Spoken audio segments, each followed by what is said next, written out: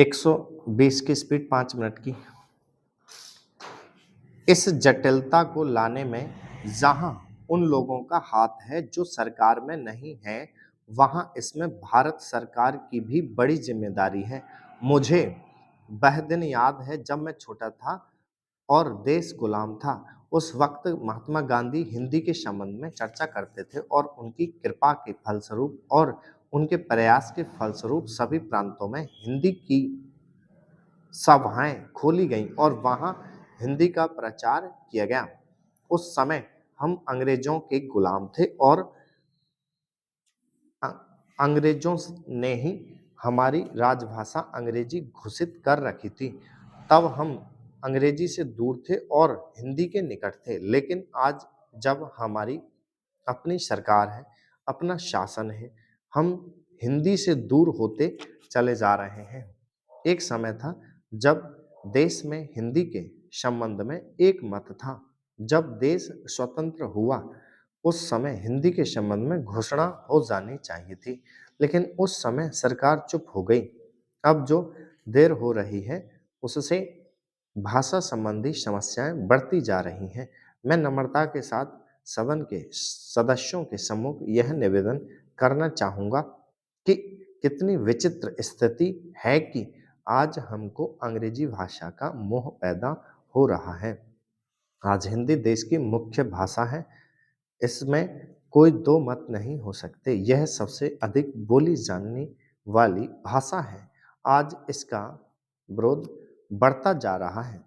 कुछ ऐसी बातें हो रही हैं जिससे मालूम होता है कि हिंदी का विरोध प्रादेशिक भाषाओं से है, लेकिन ऐसा नहीं है। सच पूछा जाए तो बात यह है कि अंग्रेजी भाषा के स्थान पर हिंदी को लागू करने का प्रश्न है।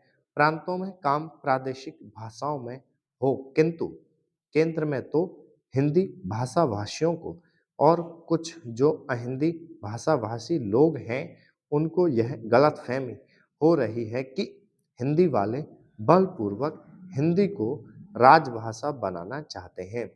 लेकिन इसमें कोई इस प्रकार का प्रश्न नहीं है।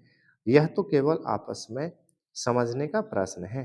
किसी स्वतंत्र देश में ऐसा नहीं है।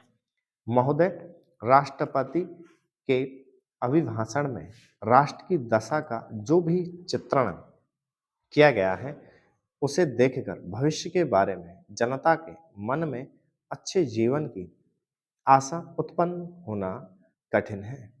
अभिभाषण में अधिक बल भाषा ने अभी तक जो कुछ किया है उसकी ओर दिया गया है, जबकि यह सदन और राष्ट्र की जनता आज हमारे सामने जो संकट खड़े हैं उनका निराकरण किस प्रकार किया जाएगा इसके संबंध में मार्गदर्शन की आशा करती थी।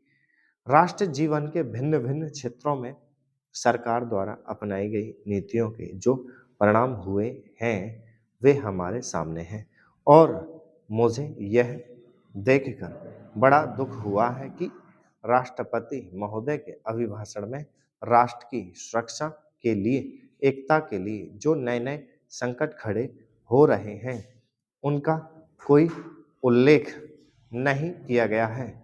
कुछ ही दिन हुए हमारे रक्षा मंत्री ने एक भाषण में कहा था कि भारत 100% सुरक्षित नहीं है। किसी देश का रक्षा मंत्री सार्वजनिक रूप से इस तरह के विचार व्यक्त करे तो यह प्रश्न स्वाभाविक रूप से खड़ा होता है कि राष्ट्र की सुरक्षा की ओर, जो कि सर्वोपरि है, ध्यान देने के लिए पूरा प्रयत्न क्यों नहीं किया गया।